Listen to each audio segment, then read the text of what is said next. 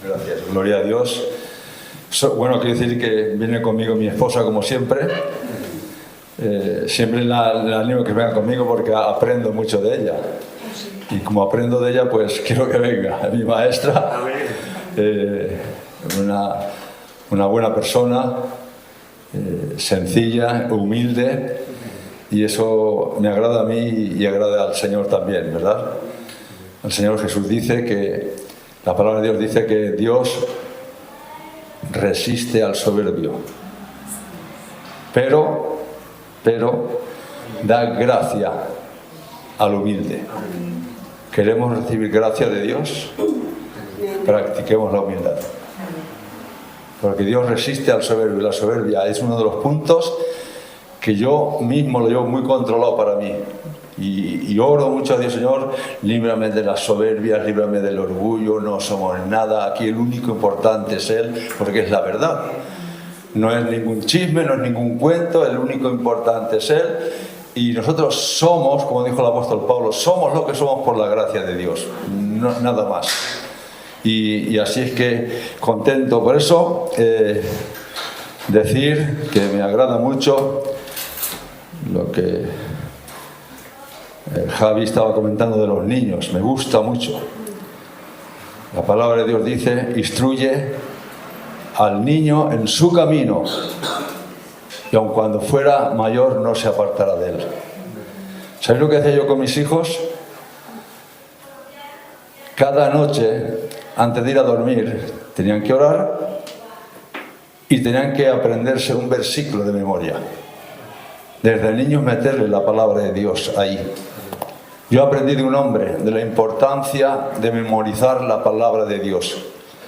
Este hombre, que yo aprendí de él, era un hombre, era judío pero cristiano, tenía como 3000 iglesias por el mundo y lo conocimos aquí en España varias veces, asistimos a sus reuniones, y él era un hombre alcohólico que para poder dormir tenía que golpearse con la pared muchas veces con la cabeza para poder dormir. Tenía la cabeza, el cerebro perdido, y cuando conoció al Señor empezó a memorizar la palabra y empezó a meterse en libros enteros de la Biblia, y el memorizar la Biblia le salvó su cerebro.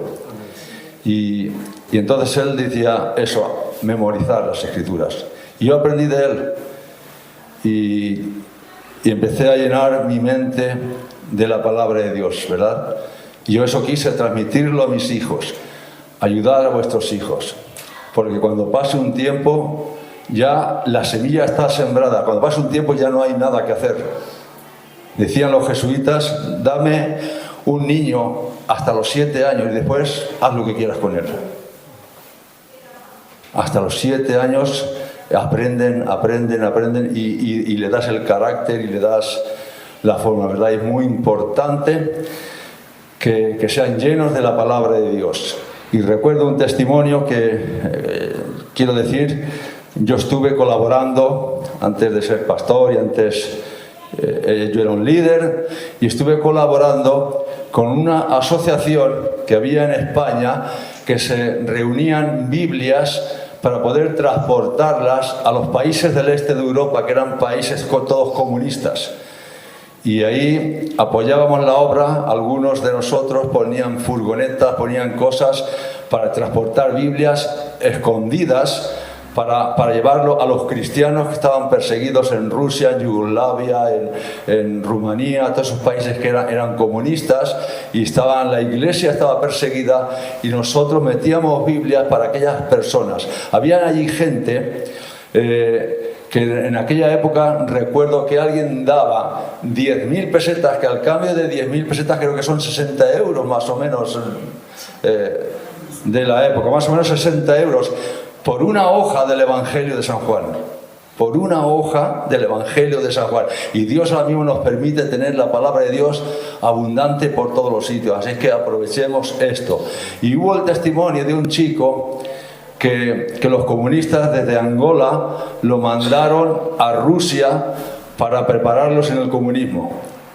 Y este niño, cuando estuvo allí durante un tiempo, fue desechado y le dijeron a las autoridades angoleñas diciendo: este niño no vale para ser comunista.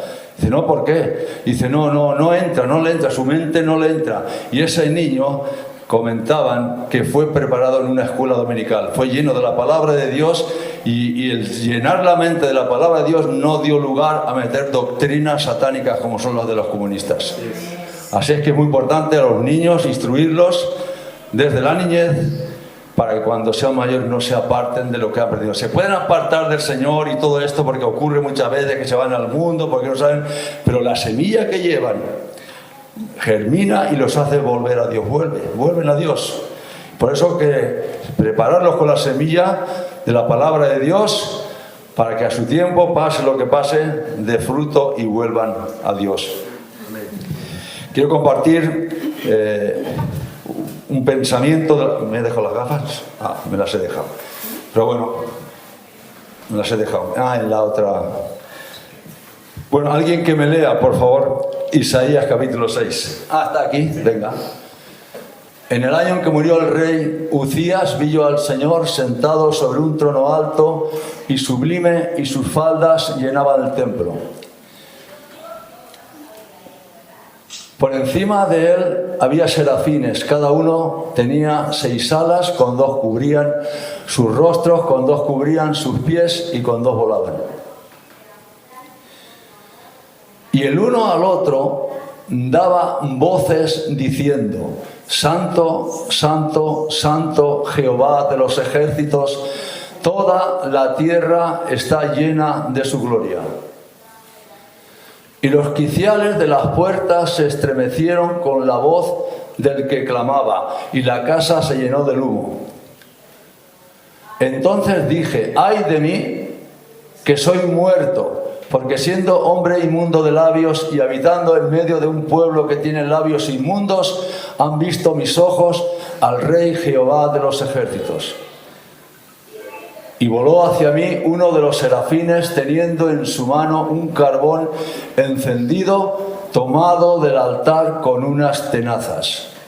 Y tocando con él sobre mi boca, dijo: he aquí que esto tocó tus labios y es quitada tu culpa y limpio tu pecado. Este versículo va a ser muy importante para el tema, pero seguimos leyendo. Y tocando con él sobre mi boca, después oí la voz del Señor que decía: ¿a quién enviaré y quién irá por nosotros? Entonces respondí yo: heme aquí, envíame a mí. Bueno, vamos a dejarlo hasta aquí. Hay más versículos, pero lo que quiero tocar es hasta aquí. La primera cosa que dice el profeta: en el año en que murió el rey Uzías, vi yo al Señor. Y la primera cosa que recuerda Isaías es en el año en que murió el rey Uzías. Y el rey Uzías fue un rey que anduvo en los caminos rectos del Señor. Empezó a limpiar Israel de Baales, empezó a limpiar Israel de ídolos, de las aseras. Empezó Dios a prosperarlo porque le gustaba el camino que llegaba. Cogió ingenieros, inventaron armas de guerra, fue muy prosperado, fue porque caminó y fue fiel y obediente a los principios de Dios. Pero fue tanta la bendición que le vino que llegó un momento en que dice la palabra de Dios que Uzías se enalteció para ruina de él. Y en su enaltecimiento ocurrió que entró con los sacerdotes en el templo y entró a quemar incienso en el altar cuando a él no le pertenecía. Él se creyó ya era algo: tengo a Dios conmigo, puedo hacer un poco ya lo que me dé la gana, Dios me bendice, cada cosa que toco se convierte en oro, cada cosa que digo hay prosperidad, Dios está conmigo. Y él, sin darse cuenta, empezó a meterse y se metió con los sacerdotes en el templo a quemar incienso dentro del templo, y los sacerdotes le dijeron: Uzías, no te toca a ti quemar incienso, eso es un trabajo de los sacerdotes del linaje de Aarón. y aquel Uzías se puso fuerte, le entró la ira y empezó como a irarse en contra de los sacerdotes, y de repente Dios hirió a Uzías con la lepra en la frente. Le tocó la frente con la lepra y aquellos le dijeron: Dios te ha herido, Dios te ha puesto la lepra, y lo sacaron rápidamente de ahí. Y de eso pasaron un tiempo, y de eso es lo que murió el rey Uzías.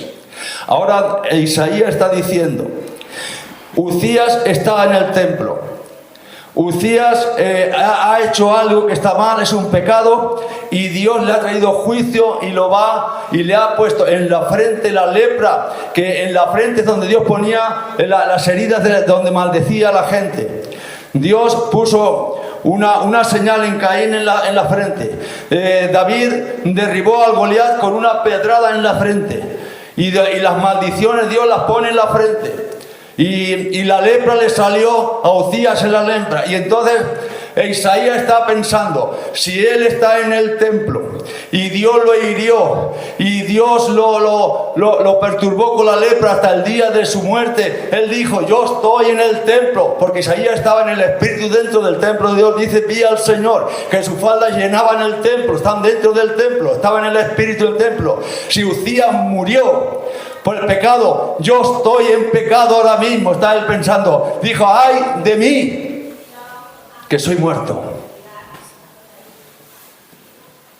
Le ocurrió a Uzías eso en el templo. Isaías estaba en el templo, en el mismo lugar, y él estaba pensando, diciendo: ay de mí, que soy muerto, porque siendo un hombre inmundo de labios, ha visto mis ojos a Jehová de los ejércitos. Cuando os acordáis que la Biblia dice: nadie podrá verme a mí y vivir. Pero Isaías estaba viendo a Dios en su trono, sentado en su gloria, la gloria de Dios descendiendo, porque dice: y la casa se llenó de humo. Es la misma gloria que descendió cuando Salomón hizo el sacrificio. Descendió tanta gloria, la nube dentro del templo, que los sacerdotes tuvieron que salir, no podían estar dentro de la gloria de Dios.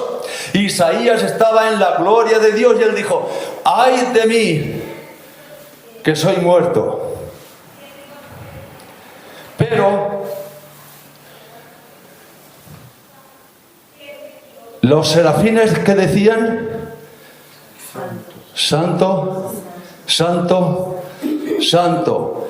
Isaías, estamos anunciando una verdad: santo, santo, santo. Isaías entendía el mensaje: muero, aquí muero, porque reconozco que soy un hombre inmundo de labios, y resulta que estoy en la misma presencia de Dios, la gloria de Dios. Los serafines me están recordando que Dios es santo. Muero, aquí muero. Pero dice que los serafines decían, que estaban declarando una palabra: santo, santo, santo. Pero dice: pero a causa de la voz del que clamaba, había otra voz ahí clamando, que no era la de los serafines. Los serafines estaban anunciando: santo, santo, santo. Ahí dice que a causa de la voz del que clamaba, dice que se estremecían los dinteles de la puerta. Yo no sé qué puerta era la que el que clamaba quería abrir. Para mí que era una puerta de bendición y de salvación para Isaías. Y a causa de que clamaba, dice que un serafín cogió y tomó un carbón del altar de Dios y tocó a Isaías en sus labios, diciendo: he aquí, esto tocó tus labios y es quitada tu culpa. Yo aquí veo ahora dos cosas muy importantes. Isaías era un hombre que él mismo confiesa que era un hombre inmundo de labios. El pecado lo tenía en sus labios. No sé si es que le daba por criticar, no sé si es que le daba porque besaba a ciertos ídolos, no sé cuál era la razón, pero ahí él mismo confiesa: soy un hombre inmundo de labios. Y yo veo una razón: una, que Dios le quita el pecado, le limpia el pecado para que no muera. Y hay otra razón por la que Isaías en el versículo siguiente está diciendo, cuando dice: esto quitó tu culpa, dijo: ¿a quién enviaré ¿y a quién mandaré por nosotros? Y él dijo, heme aquí. Lo que yo entiendo ahí, que Dios estaba quitándole el pecado, pero estaba consagrando y santificando su boca, porque entraba en un llamado ministerio de profeta, y como profeta tenía que regular bien y santificar su boca. Él no puede hablar palabra de Dios cuando una boca es inmunda. No se pueden decir cosas que, como dice la palabra, hermanos, no podemos tomar de una fuente de agua tibia y de otra fuente dulce y de otra fuente amarga. No pueden haber dos canales. Y ahí Dios estaba obrando en la vida de Isaías, diciendo, te santifico tu boca, porque ahora te estoy preparando para enviarte. Amén. Y el profeta tiene que aprender la lección que tenemos, que la palabra que salga de nuestra boca sea una palabra que edifique, no que derribe. Dios le dijo a Jeremías, desde el vientre de tu madre, desde antes te conocí, desde el vientre de tu madre te santifiqué como profeta a las naciones.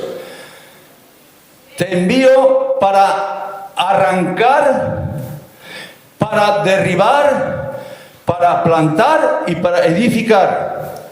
Y cuando Dios toca y le quita el pecado del labio del profeta Isaías, y a la vez el mensaje le está diciendo lo del carbón en su boca, está haciéndolo porque había uno a causa del que clamaba. ¿Sabéis quién era el que clamaba?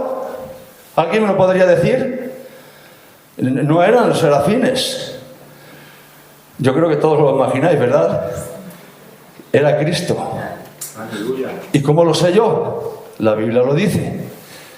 O es lo que yo discierno. Era Cristo. Cristo es el intercesor de los suyos desde antes de la fundación del mundo.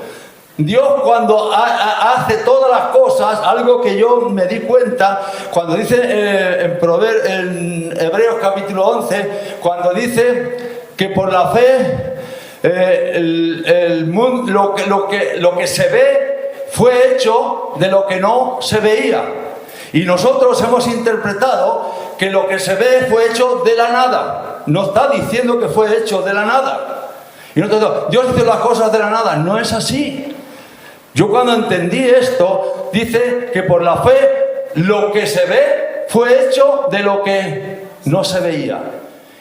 Está hablando de un mundo espiritual, de un mundo invisible que no se ve. Y de lo que no se ve, Dios hizo la creación y lo trasladó a lo que se ve, lo hizo a lo físico. Y nuestro Señor Jesucristo, desde antes de la fundación del mundo, Él está puesto para interceder por nosotros. Y eso lo encontramos en Hebreos capítulo 7, versículo 25. Si alguien lo tiene, que lo lea en voz alta. Me gusta que no tengo gafas. Ay, Dios mío, lo leería yo, pero no tengo gafas. En voz alta dice: por lo cual puede también salvar perpetuamente a los que por él se acercan a Dios, viviendo siempre para interceder por ellos. Ahora quiero mirar que leamos el versículo Evangelio San Juan, capítulo 12, versículo 41, hermanos. A ver. 12, 41. Sí.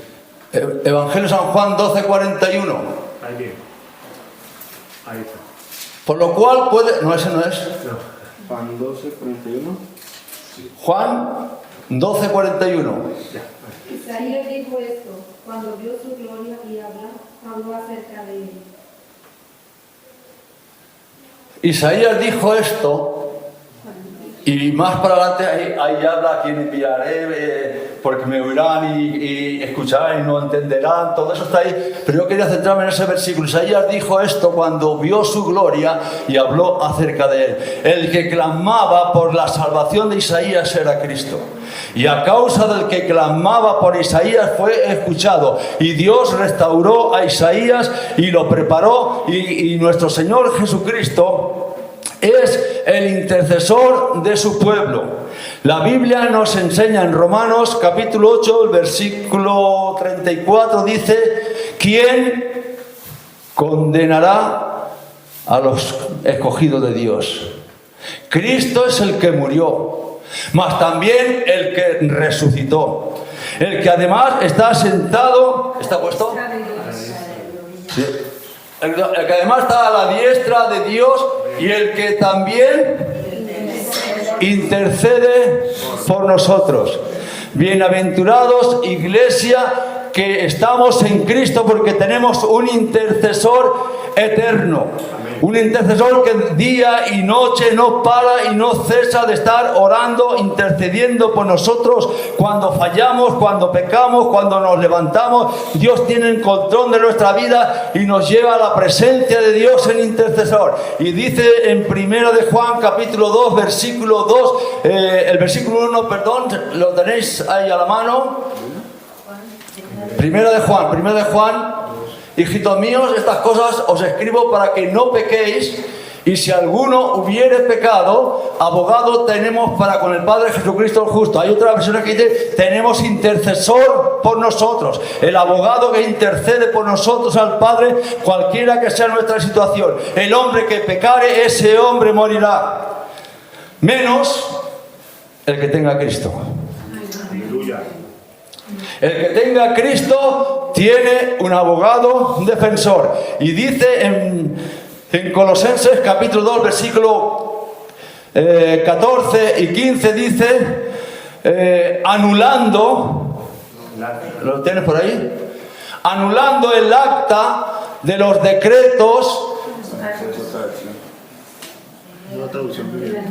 Ahí pone cargo de los decretos que había contra nosotros y la eliminó clavándola en la cruz. Decretos. ¿Sabéis que Satanás nos acusa delante de Dios?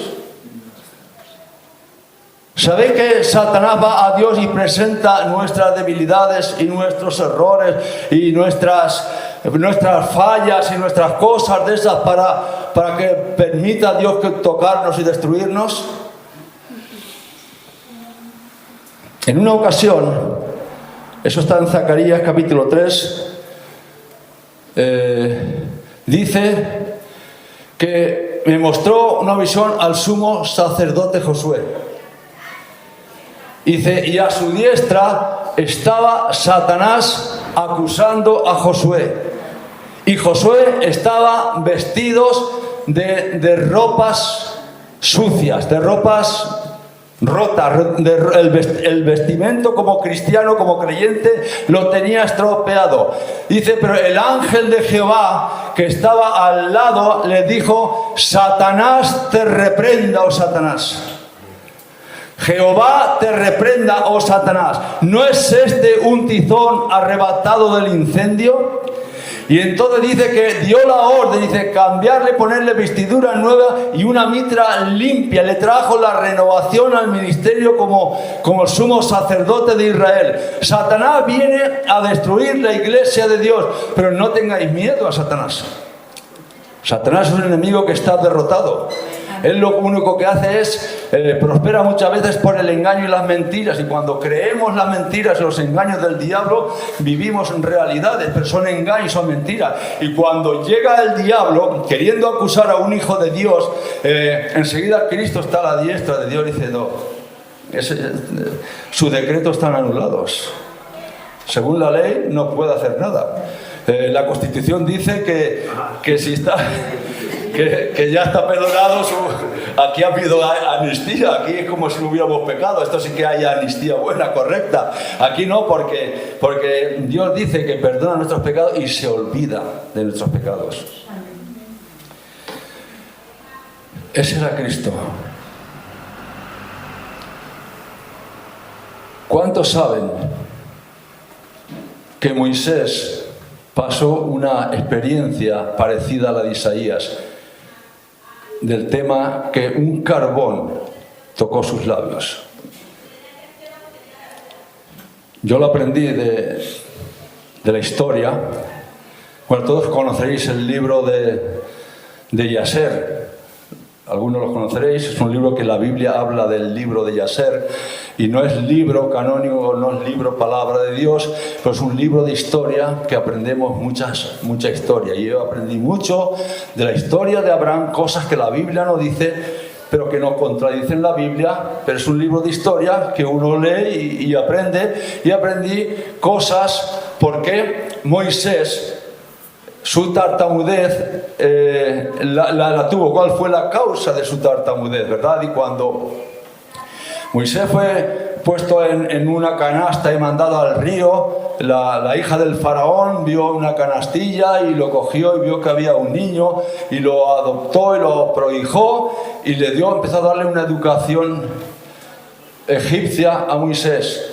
Y Moisés, cuando tenía entre 3 o 4 añitos más o menos, jugando con el faraón, dice que le cogió la corona. Eso es historia, no es la Biblia. Eso es historia.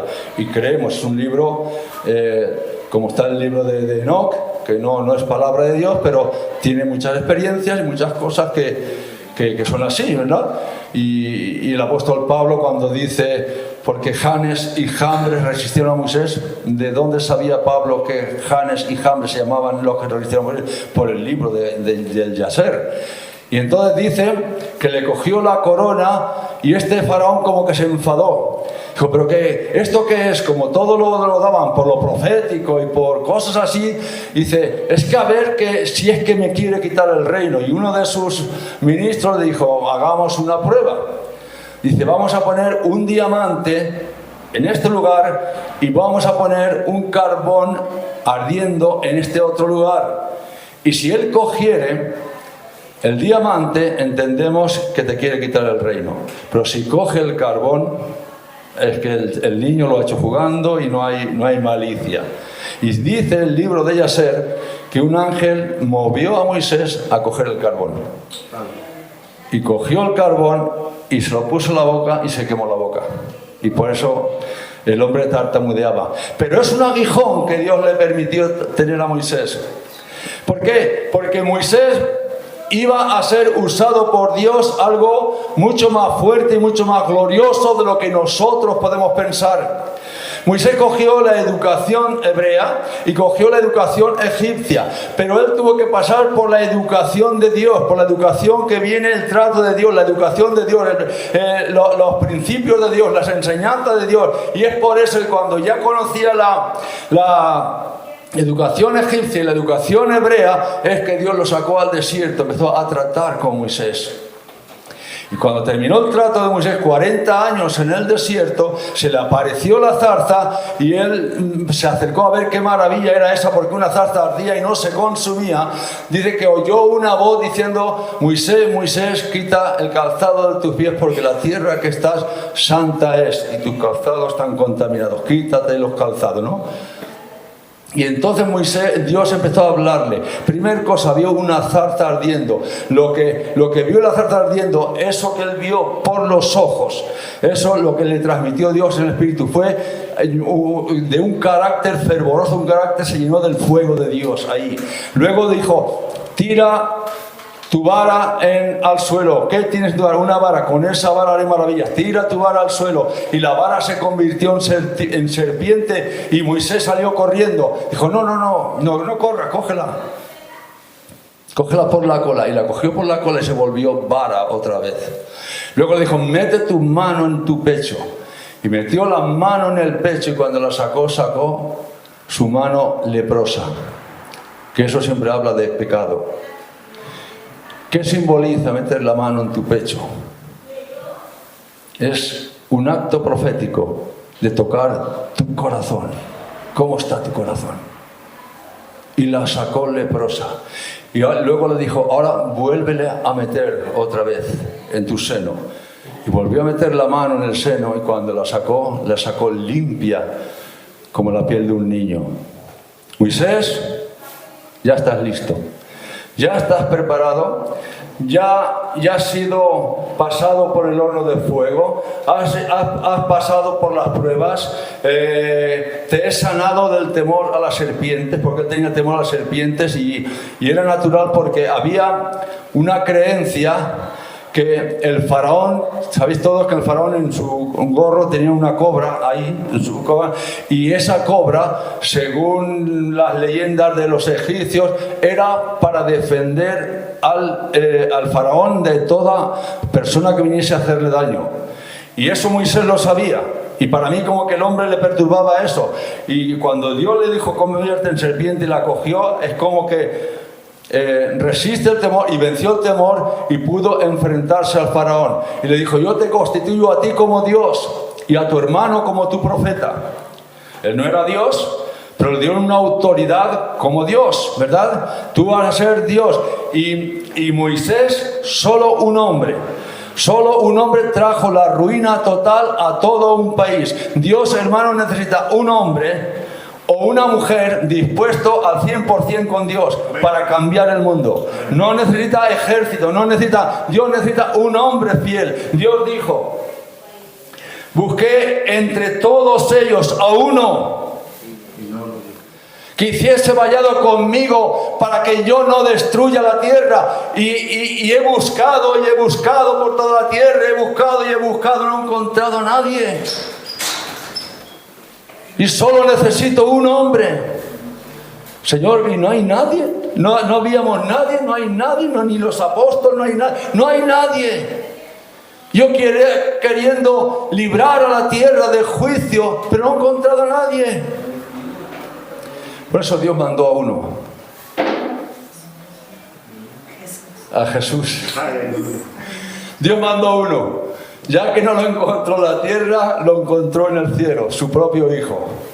Él es el que se va a poner en la brecha con nosotros. Y Él es el que está ahora poniéndose en intercesión a favor tuyo y a favor mío. Y por esa causa, Moisés quedó tartamudo. Dios podía haber sanado a Moisés de ese problema, pero no quiso sanarlo. ¿Por qué? Porque cuando él se vanagloriara, ese aguijón le da a entender, si eres un tartamudo, le agacha. ¿Qué dijo Pablo? Me fue dado un aguijón. ¿Y por qué causa? Para que la grandeza de las revelaciones no me exaltase desmedidamente, me fue dado un aguijón, un mensajero de Satanás que me abofetee para que no me enaltezca sobremanera. Y lo que te está haciendo el aguijón es que te está protegiendo de ser librado de un juicio de orgullo. El aguijón no nos mata, el pecado sí. El aguijón que Dios permite en nuestra vida, la prueba que Dios permite en nuestra vida es para protegernos, es para cuidarnos. El aguijón. Fijar qué cosa. Estaba pensando que Dios permitió al rey Saúl un espíritu que lo perturbara. ¿Os acordáis de que la Biblia lo dice eso? Sí. Saúl, su nombre era Saúl, era de la tribu de Benjamín. Pablo, ¿cómo se llamaba? Saúl, de la tribu de Benjamín. Y los dos tenían un espíritu que les perturbaba. Ahora, y eran dos espíritus mandados por Dios, ojo. Porque cuando Pablo le dice al Señor Jesús, dice, a lo cual 3 veces he rogado al Señor que lo quite de mi vida y me ha dicho, no te lo quito, bástate mi gracia. Bástate mi gracia, soy yo el que está permitiendo que venga un mensajero de Satanás para que te abofetee, porque yo no puedo cortar de darte revelaciones, porque tienes que escribir muchas cartas, porque tienes que traer revelación a la iglesia, y si corto eso para que tú no tengas problemas, se va a quedar la iglesia a medias, no va a ser edificada. Por lo tanto, como vas a tener muchas revelaciones, vas a ser usado mucho por mí, te voy a dejar que un diablo, un demonio, te abofetee y te golpee y te humille, para que cada vez que te levantes este espíritu venga y te agache. Los demonios que vienen a destruir, en el caso de Pablo, venían a edificarlo, a no destruirlo. Cuando él quería ensalzarse desmedidamente, venía este demonio y lo agachaba y lo humillaba. ¿Cuántos demonios echaría Pablo fuera de las personas? Miles, yo que sé, muchos, ¿verdad? Pero había aquí un demonio que Pablo no podía con él, porque lo mandaba Dios. Y Dios, porque hace todas las cosas perfectas, al rey Saúl le permitió un espíritu, ya no para tanto para destruirle, sino para que buscase arrepentimiento. Y no buscó arrepentimiento. No lo buscó. No buscó arrepentimiento. Y como dijimos el domingo, Dios dijo, mi misericordia se apartó de Saúl. Pero eso no pasa con nosotros. Nosotros, gloria a Dios, tenemos a Jesús que ha anulado todos los decretos que eran contrarios a nosotros. El versículo 15 dice, y despojando a los principados y a las potestades los exhibió públicamente, triunfando sobre ellos en la cruz. Cristo en la cruz dice que Jesús, que es la simiente de Abraham, Jesús nos ha librado de, a ver si la iglesia me ayuda, Jesús nos ha librado de la maldición de la ley. Hecho por nosotros maldición, porque escrito está, maldito todo aquel que es colgado en un madero. Y Jesús fue colgado en un madero y Él llevó la maldición, no tuya, la mía, la nuestra. Y por eso dice que Él nos libró de la maldición de la ley. Jesús nos da salvación eterna, gratis y completa, solamente por la fe. Amén. Y volviendo a Isaías dice, los serafines, santo, santo, santo, pero a causa de la voz que clamaba. Unos decían, daban voces, pero había otro que clamaba. Y el clamor, ¿sabéis qué es lo que es el clamor? El clamor es un grito de auxilio, de angustia. Y en este caso era por Isaías, no era por el Señor. Jesús en otra ocasión dice que Cristo en los días de su carne, ofreciendo ruegos y súplicas con gran clamor y lágrimas, fue oído a causa de su temor reverente. Fue oído a causa del clamor que hizo por sí mismo, ¿verdad? Pero en este caso dice que clamó por Isaías. Y a causa del que clamaba fue enviada la respuesta. Y cogió un carbón ardiente y tocó sus labios. Y dice, aquí esto tocó tus labios, es quitada tu culpa y te estoy santificando para mandarte como profeta a las naciones. Y por eso Dios necesita trabajar en nosotros para ir cada día santificándonos más, aprendiendo más bien a ser reservados, a no hablar. Se habla mucho, se habla demasiado y hermano, estoy aprendiendo a callar. Hubo un profeta que Dios le llamó el profeta mudo, le tapó la boca, porque a veces al hablar estropeamos más que edificamos, ¿verdad? Y aún la Biblia está en los proverbios llenos que, por ejemplo, aún el necio cuando calla es contado por sabio. Y Dios nos tiene que enseñar a valorar las palabras. Toda palabra que no edifique no salga de nuestra boca. Lo que no edifique no salga, lo que no bendiga a los hermanos no salga. Te la guardas, resistes esas ganas y lleva al hermano al Señor o a la hermana al Señor. Eso es lo que yo hago, hermanos. Cuando viene, porque los síntomas vienen, los pensamientos vienen, porque los demonios están ahí. Y cuando viene un hermano, lo que está hecho, enseguida cambio el tema. Señor, bendigo a este hermano que me viene al pensamiento, lo bendigo. Y cualquier cosa que me haya hecho, lo perdono, lo libero. Y ya llega un momento que Satanás se aburre. Y dices, cada vez que le muevo esto, bendice al hermano, no quiero que bendiga al hermano. Y es así.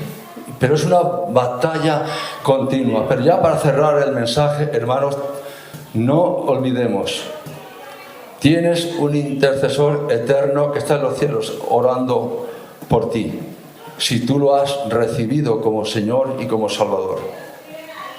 Él es tu pastor. Él te va a guiar a veces por sitios que no entendemos. Y muchas veces damos gracias a Dios que no entendemos, porque si entendiéramos las cosas, quizás no sería Dios quien nos está llevando. A Dios muchas veces no lo entendemos, pero sí sentimos su voluntad y tenemos que obedecer a Dios. Amén. Vamos a orar. Amado Padre, te damos muchas gracias, Señor.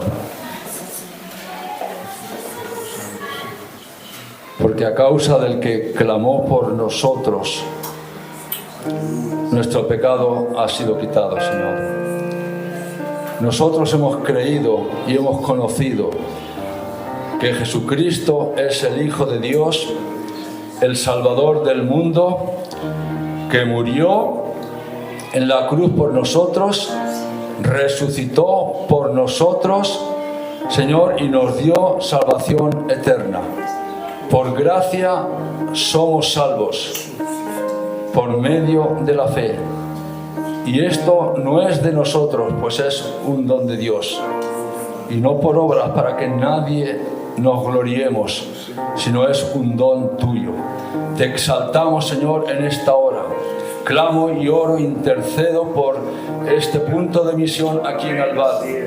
Amado Padre, oro, Señor, para que rompas, Dios mío, todas las opresiones, Señor, todos los planes del enemigo que rodea este lugar, Dios mío, Señor, rompiendo y quebrantando la opresión de Dios mío y dejando un camino libre, Dios mío, donde las almas puedan llegar y venir al conocimiento de la verdad, para que sean salvos y pasen de muerte a vida. Padre, en el nombre de Jesús declaro una palabra de bendición y de prosperidad a este lugar. Señor, declarando, Dios mío, que hay más victorias, somos más que vencedores. Nos has hecho más fuertes que a nuestros enemigos con tus mandamientos y con tus principios. Señor, que tu gloria descienda sobre este lugar. Señor, que en breves tiempos, Señor, este lugar se llene. Señor, que en breve tiempo tu gloria descienda en este lugar, como vio Isaías. Señor, que tu gloria venga. Señor, que las almas se conviertan. Señor, que las vidas cambien. Transforma la vida, transforma los corazones. Cambia, Señor, los corazones, la vida, los pensamientos. Señor, trae un despertar grande desde ti. Trae hambre de ti a las personas, Padre amado. Anhelamos la salvación de la gente, Padre.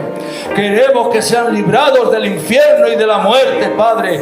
Señor, queremos predicar a Cristo hasta el final de toda la ciudad, Dios mío. Que toda la ciudad entienda que Jesucristo es el Salvador de los hombres. Y es a Cristo a quien hablamos, a Cristo a quien predicamos, es a Él a quien damos toda gloria y toda honra en el nombre de Jesús. Y declaro tu bendición sobre la iglesia aquí en Albal. En el nombre de Jesús, amén. Amén. Gloria a Dios.